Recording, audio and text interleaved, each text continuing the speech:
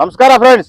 ಇವತ್ತು ನಮ್ಮ ಮಾವನ ತೋಟದ ಹತ್ರ ಬಂದೆ. ನಾನು ಮಧ್ಯಾಹ್ನ ಹೊತ್ತು ಯಾವಾಗಾರ ಬಿಡುವಿದ್ರೆ ನಮ್ಮ ಮಾವನ ತೋಟದ ಹತ್ರ ಬರ್ತೀನಿ. ಯಾಕಂದ್ರೆ ನಮ್ಮ ಮಾವನ ತೋಟದಲ್ಲಿ ಸ್ವಲ್ಪ ಕೋಸ್ ಹಾಕಿದ್ದಾರೆ, ಮತ್ತೆ ಸ್ವಲ್ಪ ತುರಾಗಿ ಹಾಕಿದ್ದಾರೆ. ಮತ್ತೆ ಈ ಮಾವನ ಮರದ ಕೆಳಗಡೆ ನಮ್ಮ ಮಾವ ಯಾವಾಗೋ 2 ಗಂಟೆಗೆ ಗೊರಕೆ ಗುಳಿತಾ ಇರ್ತಾನೆ. ಅದಕ್ಕೋಸ್ಕರ ನನಗೆ ಇವತ್ತು ಎಲ್ಲೂ ರೀಲ್ಸ್ ಮಾಡಕ್ ಹೋಗಿಲ್ಲ. ಇವಾಗ ಪ್ರತಿ ದಿವಸ ಮಂಗಗಳಿಗೆ ನಾನು ಈ ಮಂಗ ಇರುತ್ತಲ್ಲ, ಪಾಪ ಊರೆಲ್ಲ ಬಿಟ್ಕೊಂಡು ಕಾಡಲ್ಲಿ ಬಿಟ್ಬಿಟ್ಟಿದ್ದಾರೆ. ಅದನ್ನ ತಗೊಂಡೋಗಿ ಇವಾಗ ಮೇವು ಕೊಡ್ತಾ ಇದ್ದೀನಿ ಫ್ರೆಂಡ್ಸ್. ಎಲ್ಲೆಲ್ಲಿ ಮಂಗಗಳಿದೆಯೋ ಪಾಪ ಕಾಡಲ್ಲಿ, ಅಲ್ಲಿ ತಗೊಂಡೋಗಿ ಮೇವು ಕೊಡ್ತಾ ಇದೀನಿ. ಎಲ್ಲ ಮಂಗಗಳು ಇದ್ರೆ ಕಾಡಲ್ಲಿ ಹೇಳಿ, ನಾನು ಬಂದ ಮೇವು ಕೊಡೋಕೆ ನಾನು ತಯಾರು ಮಾಡ್ತೀನಿ. ನೋಡು, ಮಾವನ ಮರಗಳ ಕಡೆ ಬಂದೆ. ನಮ್ಮ ಮಾವ ಇದ್ದಿಲ್ಲ, ನಮ್ಮ ಮಾವ ಮಗ ಇದ್ದ. ನೋಡಿ, ಮಾವನಕಾಯಿ ಈ ತರ ಬಿಟ್ಟಿದೆ ಎಲ್ಲಾನು. ನೋಡಿ ಈ ತರ ಗೊನೆ ಬಿಟ್ಟಿದೆ ನೋಡಿ.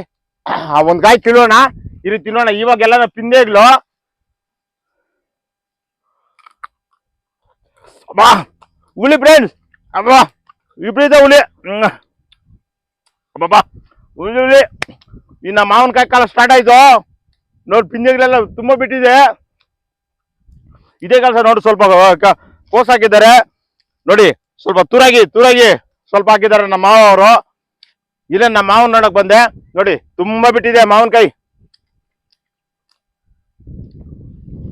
ಬನ್ನಿ ಫ್ರೆಂಡ್ಸ್, ಮಾವನಕಾಯಿ ಕೊಡ್ತೀವಿ. ಯಾವಾಗಾದ್ರೂ ಮಾವನಕಾಯಿ ಬಂದಾಗ ಮಾವನಕಾಯಿ ಕೊಡ್ತೀನಿ. ಯಾರಾದ್ರೂ ಇದ್ರೆ ಕಾಮೆಂಟ್ ಮಾಡಿ, ಮಾವನಕಾಯಿ ತಂದು ಕೊಡ್ತೀನಿ. ನಮಸ್ಕಾರ ಫ್ರೆಂಡ್ಸ್. ನಮಸ್ಕಾರ.